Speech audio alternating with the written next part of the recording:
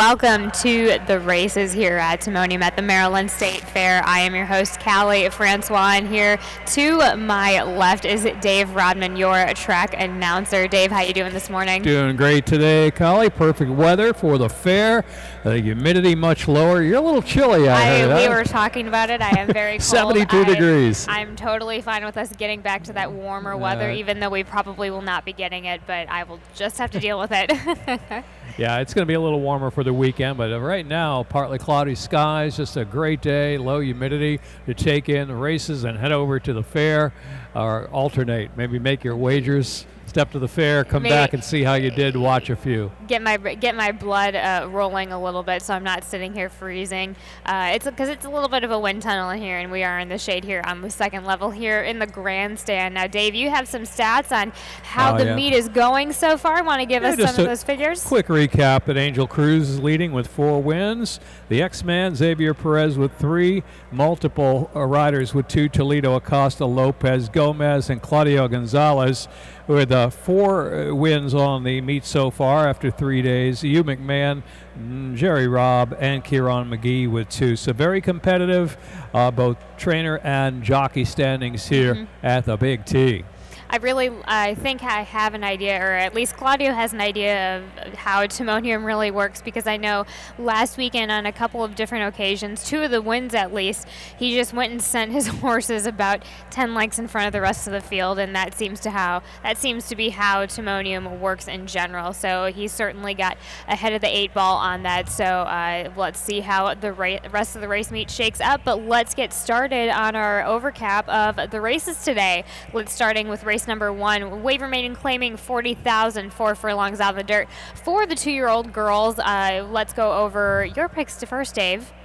Well, I went to the inside with Miss Midnight. Horse coming off of 2 races at Colonial, speed in both, and last time she ran into a buzzsaw there in Hidden Connection, a winner by 7. It's a Brett Calhoun, first-time starter there that drew off and debut with a looks of a future stakes winner. So she's quick early, a little tough to draw any conclusions from the Timonium times on the dirt, since they run very few dirt races there. Most of the races on the turf, of course. But Miss Midnight seems to be speed shortening up here to that half-mile inside draw, and the X-Man aboard for Chuck Lawrence. So went to the 2 as your top pick. It's Spicy Margarita, Cinco Charlie filly. Cinco Charlie, the sire, was very quick. Hardly a time when he was not on the lead out of the gate in any of his races. And then throwing in the 7 in there, I'm Getting There, Ham Smith, comes out of that run-up race at Pimlico for maiden 40. Good even pace effort there, and has improved in both starts. And the 5 in there, Safe Reason's a first-time starter at a Lori Z's Punch. That mare was a first-out winner, so maybe that's a sign here. I like horses, first-time starters who are out of first-time starter winners. Lori Z's Punch was one of them. But Callie, it's a little early for a Spicy Margarita, or maybe not. It's not. It's absolutely not. I don't think it's early at all for a Spicy Margarita, especially when you're at a state fair. So no, I agree. I'm going away with that. So that's not the only reason I picked her on top. There were plenty of other reasons as well. Just quickly, I'm just taking her with working from the gate versus working from the pole significance. I really like that work last time out, as I go on to Miss Casey with for Anthony Ferrier, and with Boca Chica on. Bullring is how he preps for his first-time starters anyway, so this really hasn't been going off of, I'm just going off of the work tab, and I always would like to see a bit more of a bottom from his horses before he sends them first time out, but again, this is why he runs them on the Bullring first time out normally. Going back to that 1, the only thing that I really do like about Miss Midnight is that she has broken from the 1 pole both of her races. That should be not an issue for her, and I think she will be quick enough to get out of there as we move on to the 4 that I chose, Derby Julep with John Salzman and J.D. Acosta on top. Just plenty of work since returning to Laurel, which I do like, and threw in some decent works when he was back at Timonium. Yeah, I like the fact that Miss Casey, one of your selections by Blofeld, and he was very quick as well. So there's a couple of fillies in here by very fast sires. They were fast in their career, Blofeld and Cinco Charlie, the 3 and the 2. As we move on to the second race, a claiming of 5. mile and 16th on the dirt for the girls at 3-year-old and up. Let's go quickly over the 3. We both choose China Cat on top for Anthony Ferrier and Boca Chica again. She wanted the perfect distance at Charlestown. I was at Charlestown already. This filly, I've been on her before in the morning. She absolutely loves a bull ring, especially when she was training here at Timonium before he sent her down to Charlestown. She just needs a clear path and needs to be forwardly placed, and Boca Chica knows exactly what to do on her, and I just think this is her race to win, really. Yeah, she's at the right level. A beaten favorite last time out at 3-5, but there's been a winner out of that race, so that's a good sign for China Cat. A little honesty is the best policy there for her. Using the 6 Pete's Pride. Now, what happened with the trainer switch to Maldonado, didn't pick up its feet in the China Cat race. Then we saw a completely different filly, right? Yeah, the last time out at almost 50-1, so it was a night and day difference.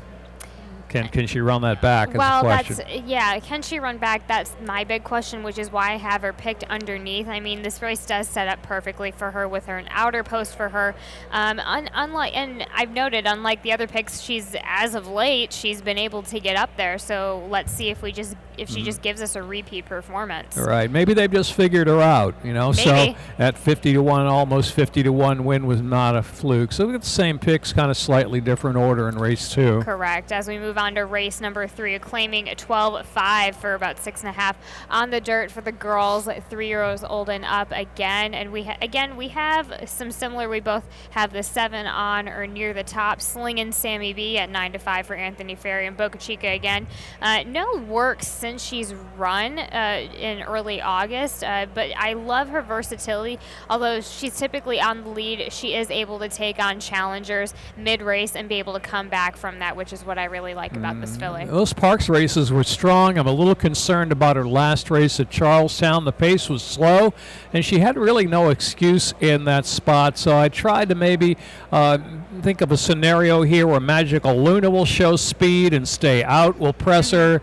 Slingin' Sammy B will be right there, and maybe Joyful Noise can get a good trip of trips. Was 4th last out in the mud at Pimlico behind a 10-time winner, a little bit of Italy. So hard-knocking group of fillies and mares here. That was a little tough starter allowance race there on a muddy track. She just shows up every time. Joyful Noise for the Saray Barn. I went 8-7. 4-5.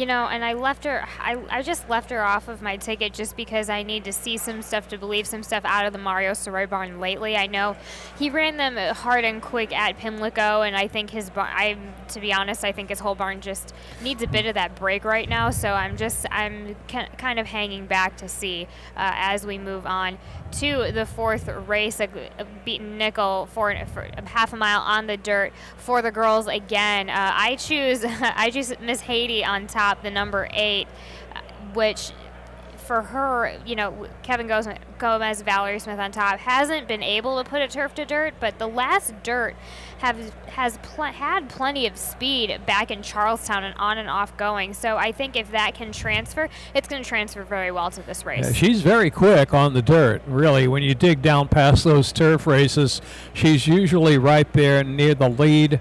I remember picking her back in February at 50-1, gave me a thrill there off the layoff. Absolutely. At 50-1, made the lead there at 50-1, but needed that race. But you go back to some of her races, she's very quick up front. I think a filly that may be a little quick with her on the inside is Yetzi. That's going to be my top pick from Michael Gorham. Gorham comes here to win. 12 starters at Timonium the last few years, 3 wins, 25%, big positive ROI, and 75% in the money, a positive ROI of $3.61 for the $2 wager from the Gorham barn. That was a quick fraction early at Delaware, 21-4.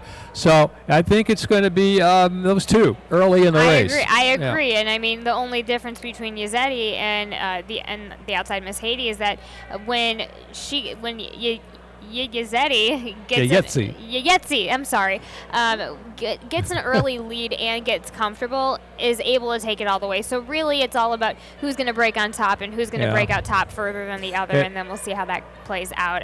Is it possible they could get into a duel? I mean, I looking at that scenario, it's completely possible as well. And here comes somebody like Ada Bell from the Raul Garrido barn, closing to get a share, or maybe putting a scare in us late. I mean, she's the kind of horse she's going to be out kicked, but she's honest as well and has a good closing kick.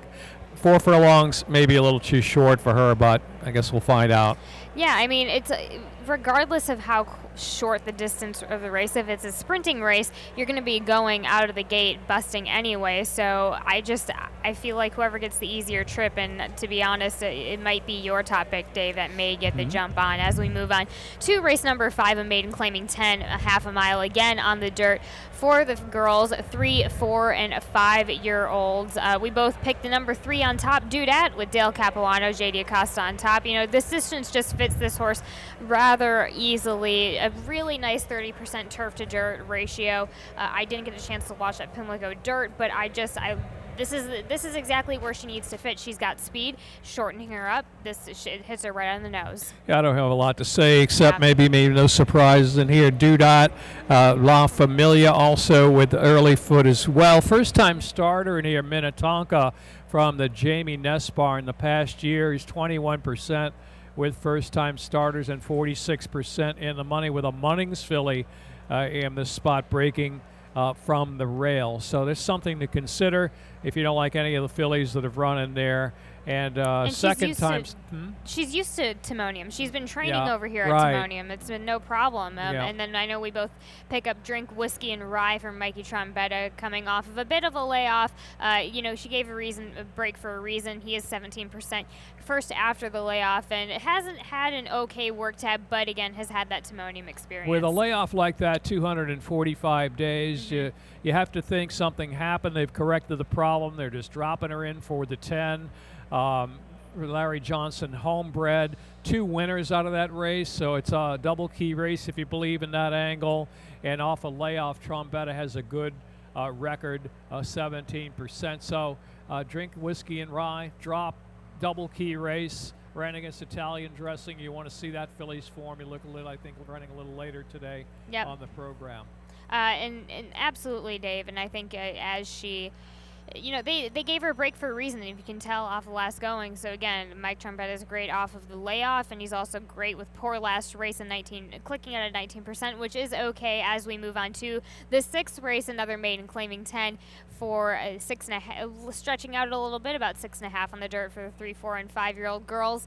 And we see this a little similarly. Let's start off with the number 6. Mo's definitely another Trombetta horse. Not so much coming off of a little bit of a layoff. Came into a soft enough field last time where she's quick enough for this race to possibly take a lead, and that's where I think she's going to have an upward advantage here. Yeah, taking the lead in a class drop should help.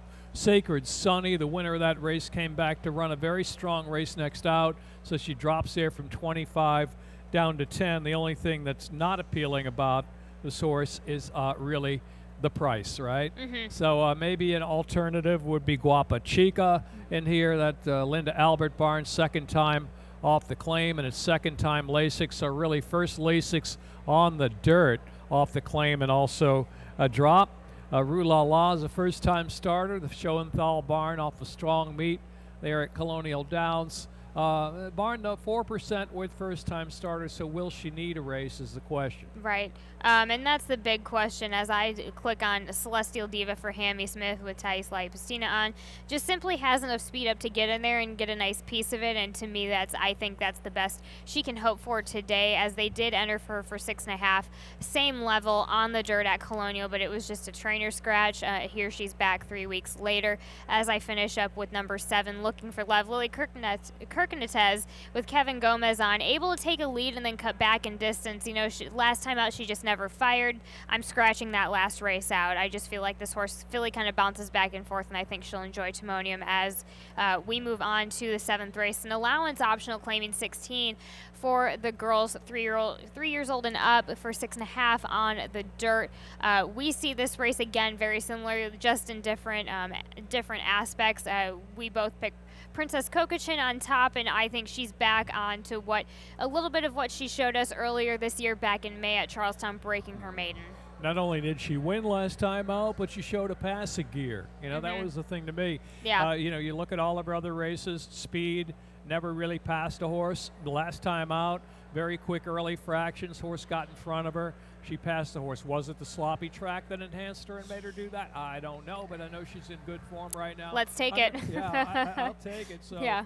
I think, though, if you're playing the late pick 5, pick 6, or the pick 4, you might want to play it safe and use Moon Safe in there as well. She has a legitimate chance to close into the pace into this race. She won't be that far back. Good effort behind Platinum Sky, which is good enough to win this race if Princess Kokachin doesn't show. And then you have to go. I did choose Corn Off the Cob. Very fitting to run at Timonium here.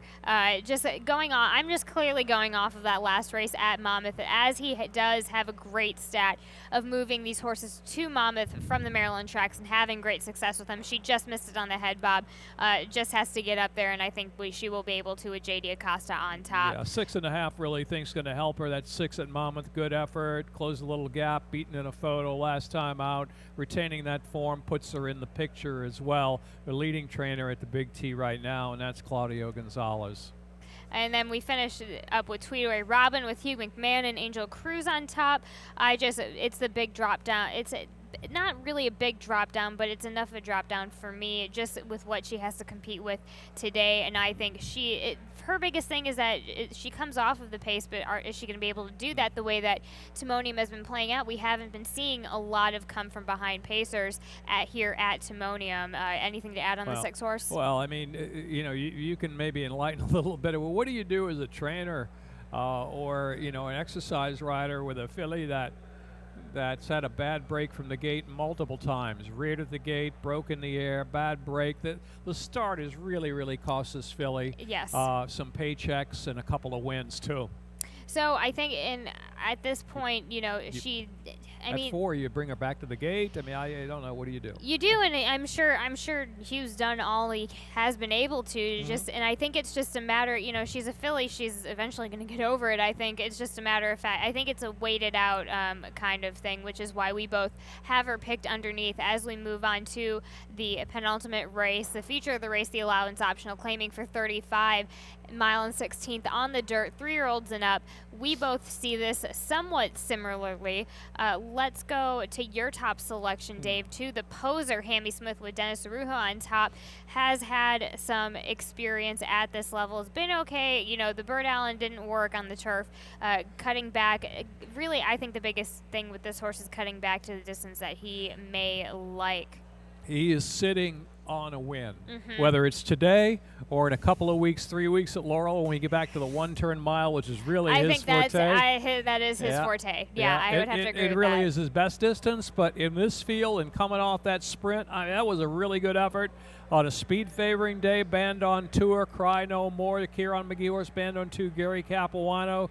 I thought he'd be a lot farther back in that field than he was, and he was within striking range much of the way, trying. Good comment there, trying to close against a speed favoring day, August 7th at Pimlico. Going 2 turns shouldn't be much of a problem here. And if there were 2 turns at a mile and 16th at Laurel, mile and an eighth, I may take a step back, but I kind of like his chances today, the poser, to be 1-2 in the spot. Hey, let's give him a shot as I pick Sing Lino on top, the number 7, John Worsley, with Charlie Marquez on top. Charlie not really coming in to ride for Timonium, so that is a good sign that he did come in to ride this horse. And, this is potentially the speed of the speed. Now the issue is this horse going to be able to handle this distance? And I've seen this horse go to the lead at this distance before, and that's really just the card he needs to play. And if he plays that card, he'll be fine in this race. Yeah, he'll be forwardly placed. And Charlie Marquez aboard Singolino. This horse dances every dance since May 29, July 4, July 19, August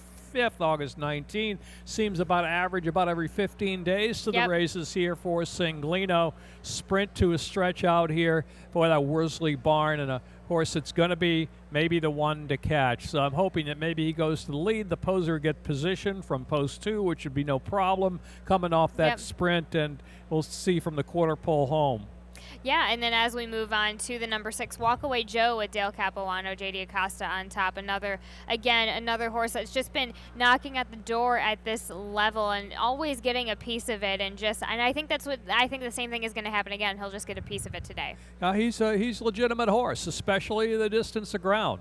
Pimlico mile in his 16th. He put together back-to-back wins coming from off the pace against moderate fractions and fast fractions, so he can sit wherever he likes. A very honest horse from Mopo Racing and Maury Povich. And then finishing up with the number 4, Glory Song with Jamie Ness and Carlos Lopez on top. Just coming off of a win, a mile and an eighth at Parks, nearly taking him to the lead the entire way. I feel like that this is going to be just simply put the same play out as last time. As we move on to the nightcap of the day, the claiming 5,000, not 6.5 on the dirt for the girls 3 years old and up. Dave, we both have the 4 on top. Competent with Mary Epler, Angel Cruz on top. Angel going for the meet title at the moment. Blinkers on, back out, just some slight speed at the, I'm looking at some of these works, just some slight speed at the bullpen last time out, and I mean, that's all we need to see. She was empty in the lane, according to the comment, but you go back and look at the race, there's a little more than that. She broke a beat slow, kind of rushed up into contention into the turn, steadied a little bit, and then it was taken outside a little wide. Against this group, good break from the gate and free of trouble. Think she's a major player in here. Hope we can get anything close to that 5-6 to 1 would be great. Use the 6 Sheriff's Kid and Miner's Gem, the 7, and 3 My Way or else in the mix. And anything else? That's it. No, that's a wrap. That's a wrap. We got the same numbers. We have the same numbers. That's a wrap for the races today here at Timonium. I am Callie Francois. Dave Rodman with me. Best of luck today, everybody. Thank you. Good luck.